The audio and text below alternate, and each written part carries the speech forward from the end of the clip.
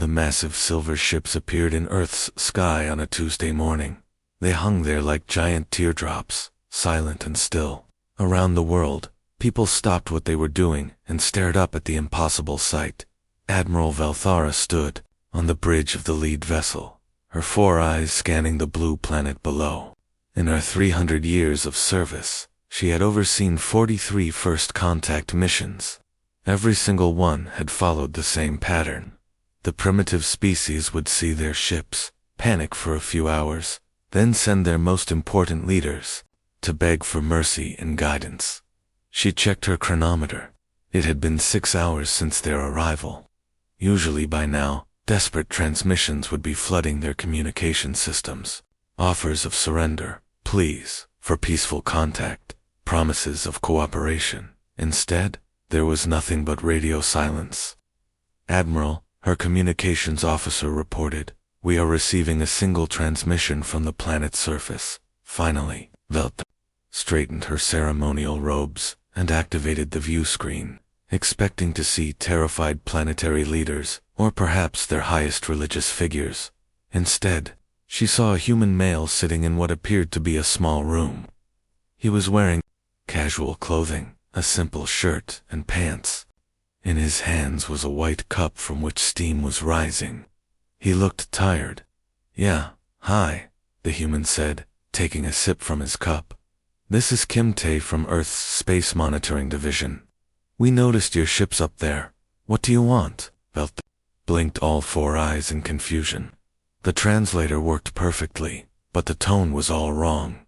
Where was the fear, the awe, the desperate respect that every species showed when meeting their galactic superiors? "I am Admiral Valthara of the Galactic Council Fleet," she announced, using her most commanding voice. "We have come to make contact with your species and welcome you into the greater cosmic community." Kim Tae nodded and took another sip. "Okay, that sounds nice. What's the catch?" The catch. Valthara had never been asked about a catch. Her translator made small clicking sounds as it processed this unexpected response. "There is no catch," she said carefully. "We offer your species knowledge, advanced technology, protection from hostile forces, and guidance as you take your first steps into the galactic community, right?" Kim Tae said. And in return, Valthara felt a strange sensation she had never experienced during first contact. Was this confusion? "In return, your species will accept classification within our system, follow galactic law, and contribute to the common good under council oversight."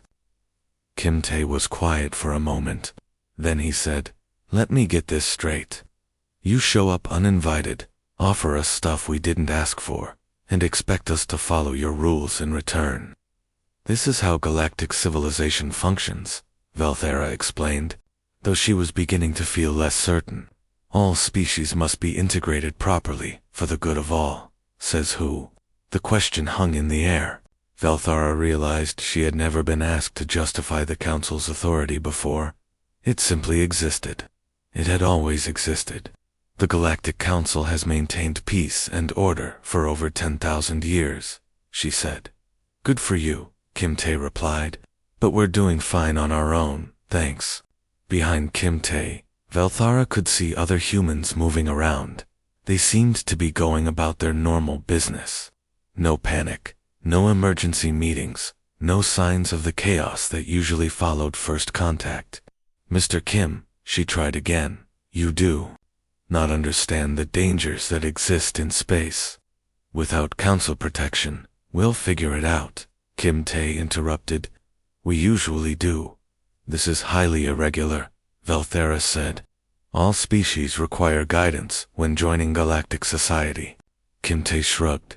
"Maybe, but requiring and wanting are different things." On the bridge around her, Valthara's crew were exchanging glances. This was not going according to any protocol, they knew. "Perhaps," Valthara said, "we should arrange a formal meeting. Your leader should meet with our diplomatic team to discuss terms." "Terms for what?" "For your integration into the galactic community." Kim Tae finished his drink and set the cup down. "Look, Admiral, I appreciate the offer, really, but we're not interested in being integrated into anything right now. Maybe, check, back in a few years when we've had time to think about it. You cannot simply refuse contact with galactic civilization, can't we? Kemte asked. I mean, who's going to stop us? You.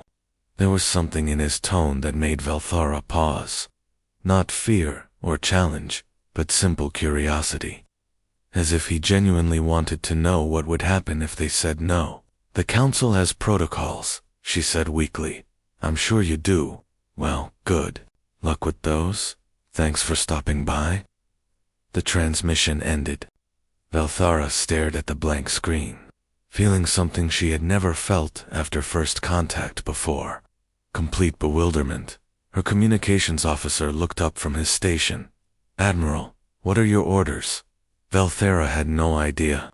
In 43 previous encounters, this question had never needed to be asked. The species always wanted contact. They always accepted council authority.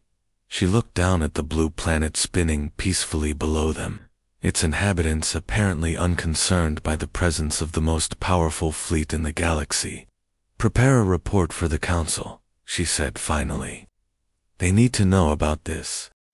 3 months had passed since the first meeting with the humans, and Counselor Hickstar was beginning to understand why Admiral Velthara had requested immediate reassignment to a quiet research station. The integration report lay spread across his desk like evidence of some cosmic joke. Every single line was marked with red symbols indicating failure or non-compliance. In his 200 years of managing species integration, he had never seen anything like it. The humans had been given their proper classification, Class 7 species. This meant they were primitive but showed promise for eventual advancement. The classification came with clear instructions.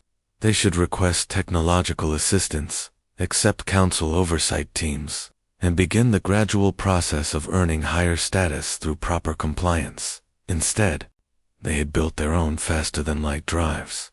Hickstar read the technical report again, hoping it would make more sense the 5th time. According to their best scientists, the human drive system violated 3 fundamental laws of physics. It used too much energy, created impossible gravitational fields, and somehow worked perfectly anyway. When the council had offered them approved trade partners from their list of suitable species, the humans had ignored the list completely. They had found 17 different species to trade with on their own, including several that the council had specifically marked as unsuitable for primitive civilizations. The cultural assimilation protocols had been delivered to Earth with great ceremony. These were the basic rules that all species needed to follow: proper communication methods, acceptable social structures, approved forms of government, and standard economic systems. The humans had sent back a single document that contained 2 words: no thanks. Hickstar activated his communication system and called Earth. The human who appeared on his screen was Li Jin, who claimed to be Earth's galactic liaison.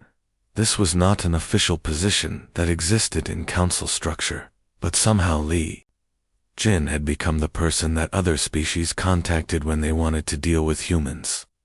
Jinsi, Hickstar began, using the human form of address he had been forced to learn. We need to discuss your species' continued refusal to follow proper integration procedures. Li Jin was sitting in what appeared to be a small office. Behind him, Hickstar could see charts and graphs covering the walls, along with several pictures of what he assumed were other humans. Yeah, about those procedures, Li Jin said, leaning back in his chair. We took a look at them, and they're pretty terrible. Hickstar's translator made a small buzzing sound. No species had ever called council procedures terrible. The integration system has worked successfully for thousands of years, Hickstar explained patiently. It ensures order and stability across the galaxy. For who? Li Jin asked. For everyone, of course. Li Jin reached for something off-screen and pulled out a thick folder. We did some research on your integration system. Turns out every species that reaches Class 1 status has given up their independence completely. They follow council orders for everything. What they can build, who they can trade with, even what they can think about. That is proper procedure, Hickstar said, though something in his voice sounded uncertain, even to himself. That's not procedure, Li Jin said. That's control. You take independent species and turn them into puppets. The council provides guidance and protection. The council provides management and restrictions, Li Jin corrected. Every single Class 1 species we contacted told us the same thing. They gave up their freedom bit by bit, until they couldn't make any decisions without asking permission first. Hickstar felt a strange sensation in his chest. No one had ever analyzed the integration system this way before. It was simply how things worked, without proper classification and oversight. Chaos results, he said, repeating the words he had learned centuries ago. Really? Li Jin asked.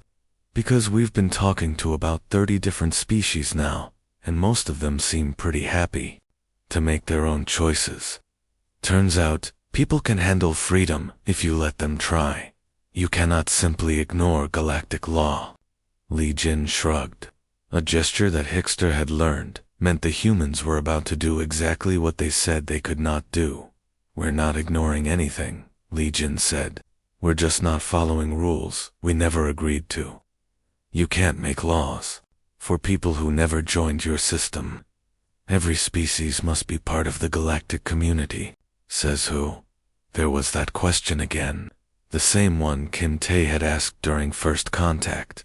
Hickstar realized he still did not have a good answer. The council maintains order, he said weakly. The council maintains control, Li Jin replied. There's a difference. On his screen, Hickstar could see Li Jin looking at something else on his desk. The human seemed completely unconcerned by this conversation, as if discussing galactic law was just another routine task. Look, Hickstar, see, Li Jin continued. We appreciate that you have a system that works for you, but it doesn't work for us. We're going to keep doing our own thing. This will not end well, Hickstar warned. Species that refuse integration face consequences. What kind of consequences? Hickstar paused. In all his years of integration work, no species had ever refused long enough to find out. We will discuss this further, he said finally. Sure, Li Jin said. You know where to find us. The transmission ended, leaving Hickstar staring at his failed integration report, and wondering what exactly the council was supposed to do with a species that simply refused to be integrated. The meeting in the council chambers was tense. Councillor Hickstar stood before the High Assembly, his integration reports scattered across the central table like accusations. The human situation has become unacceptable, declared Supreme Councillor Zareth, her voice echoing through the vast chamber. They refuse classification, ignore our laws, and now they are encouraging other species to question council authority. Around the circular chamber, representatives from dozens of species nodded in agreement. The humans had been in contact for 6 months now, and their influence was spreading like some kind of disease. What do you recommend? Asked Councillor Hickstar, though he suspected he already knew the answer. A demonstration, Zareth replied. Something to show them the consequences of refusing council protection. The Valkyrie owe us a favor. We will arrange for them to attack one of the human colonies. When the humans cry for help, we will arrive to save them. They will finally understand their need for proper integration. The plan was elegant in its simplicity. The human colony on New Busan was small and isolated. 12,000 farmers and miners, far from Earth's main defenses.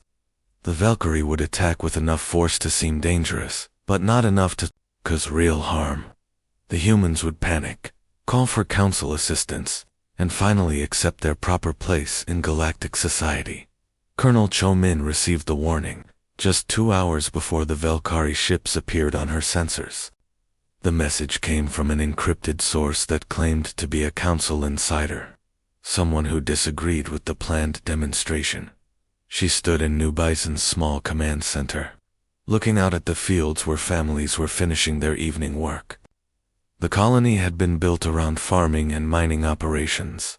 Most of the residents had never seen military action. "Ma'am," reported Lieutenant Songhai from her station, "we have 15 Valkyrie attack ships approaching. Council observers are requesting permission to monitor our communications during what they call our anticipated distress calls." Cho Min looked at the message again, then at her small staff. 5 officers to defend 12,000 people against a species known for their military efficiency. "You know what?" she said finally. "Let them monitor this." She opened the colony-wide communication system. Her voice reached every home, every farm, every mining station across New Busan. "Attention everyone. This is Colonel Cho Min. We have hostile ships incoming. This is not a drill, but it's also not the end of the world. Kids and elderly to the underground shelters immediately. Everyone else, you know what to do." Lieutenant Songhai looked confused. "Ma'am, what do they know to do?" Cho Min smiled grimly. "We've been preparing for this day since we arrived. Every human colony has. We just didn't tell anyone." Across New Busan, the response was swift and organized. Farmers drove their massive tractors into defensive positions, their reinforced plating gleaming in the evening light. Mining equipment emerged from underground tunnels, drilling machines repurposed as weapons platforms. The irrigation system, built to water crops across thousands of acres, began pumping something other than water through its pipes. Parkman, the head of mining operations, appeared on Cho Min's communication screen. "Colonel, we have 40 mining charges ready to deploy. Oh Jun has his atmospheric processors ready to create a defensive smoke screen." "What about the farming drones?" Cho Min asked. "Already airborne," reported Kang Bo from the agricultural center. "We've modified 60 of them for reconnaissance and light attack. They're small enough that enemy sensors might miss them." The Valkyrie ships descended toward New Busan, expecting to face primitive defenses and panicked civilians. Instead, they encountered something unprecedented in their military experience. The first wave of attackers met a barrage of mining explosives launched from irrigation pipes. The second wave found themselves flying through clouds of defensive chaff released by agricultural processors. The third wave discovered that human farming equipment could move faster and hit harder than it had any right to. Oh Jun drove his massive harvester directly into a landed Valkyrie transport, using its reinforced cutting blades to disable the ship's engines. Park Min's mining charges, originally designed to break apart asteroids, proved equally effective against ship hulls. Most confusing of all were the tiny farming drones that swarmed around the Valkyrie fighters like angry insects. Too small to target effectively, but large enough to jam sensors and communications. After 6 hours of fighting, the Valkyrie commander sent a surrender signal. Colonel Cho Min accepted the surrender from her command center, which had somehow remained completely operational throughout the battle. Around her, her staff continued their work, as if repelling alien invasions was just another Tuesday task. "Colonel," Lieutenant Songhai reported, "the council observers are requesting communication." The council observer who appeared on screen looked stunned. Behind him, Cho Min could see other council members talking rapidly among themselves. "Colonel Shu Min," the observer began, "this outcome was ... unexpected. We are prepared to offer immediate assistance with cleanup and medical aid." "Thanks, but we're good," Cho Min replied. "Though you might want to send a repair crew for the Valkyrie ships. We'll cover half the cost since they started it." The observer blinked rapidly. "You are billing us for the damages?" "Well, yeah. This whole thing was pretty inconvenient. We lost a day of farming, and Parkman has to recalibrate all his mining equipment. But you were supposed to call for help." Cho Min looked genuinely confused. "Why would we do that? We handled it fine on our own." The transmission ended, leaving the council observers staring at their monitors as human farmers returned to their fields. Using pieces of crashed Valkyrie ships as improvised scarecrows. General Kethmer had never failed a mission in his 300 years of military service. His Apex Legion was the most feared force in the galaxy, used only when the Council needed to establish absolute authority. When lesser species saw his ships approaching, they surrendered immediately. The human problem required a final solution. Standing on the bridge of his flagship, Kethmer reviewed the battle plans one last time. 50 of the most advanced warships in the galaxy, crewed by the Council's elite forces. The humans had shown they could handle a small raid by the Valkyrie, but this would be different.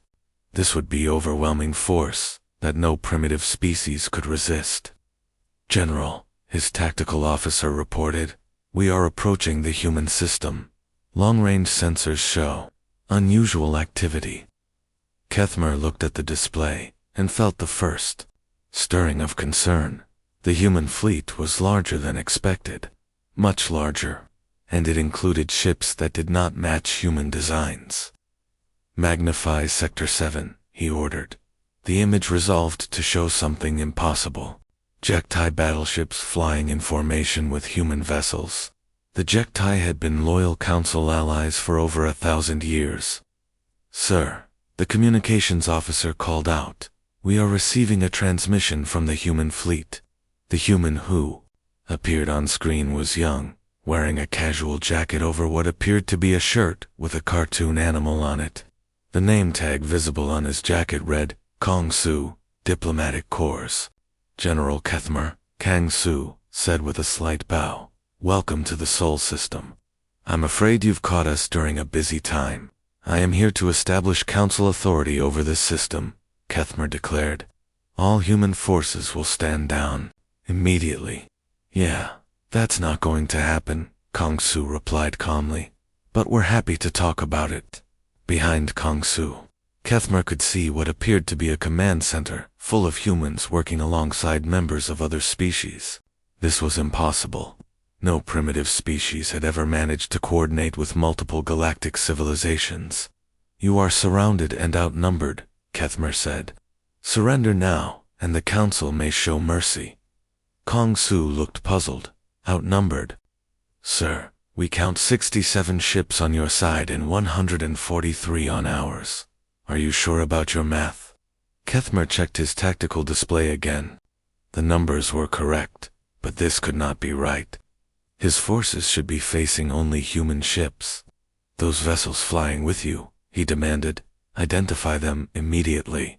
Oh, those. Kang Su glanced off screen for a moment. Well, we have the Jektai 3rd Fleet, most of the Morden Defense Force, about 30 independent Valkyrie ships, and some folks from the Outer Rim worlds. Nice people, really. This is impossible. Kethmer's mandibles clicked with frustration. Those species are Council allies. We're Council allies, corrected a new voice. Commander Galax of the Jektai appeared beside Kang Su on the screen. We have decided to try something different. Kethmer knew Commander Galax by reputation, a loyal officer who had served the Council faithfully for decades. Commander, what is the meaning of this betrayal? No betrayal, General Galax replied. We simply accepted a better offer. The Council provided your species with technology, protection, and purpose for 1,000 years. The Council provided us with orders, Galax said quietly. The humans offered us something else. What could they possibly offer that the Council cannot? Kang Su spoke up. Respect. The word hung in the air like a physical thing. Kethmer felt his tactical systems calculating odds and probabilities, but none of the numbers made sense anymore. Respect, he repeated. Yeah, Kang Su said. We asked them what they actually wanted instead of telling them what they should want. Turns out most species don't enjoy being micromanaged by people who think they know better.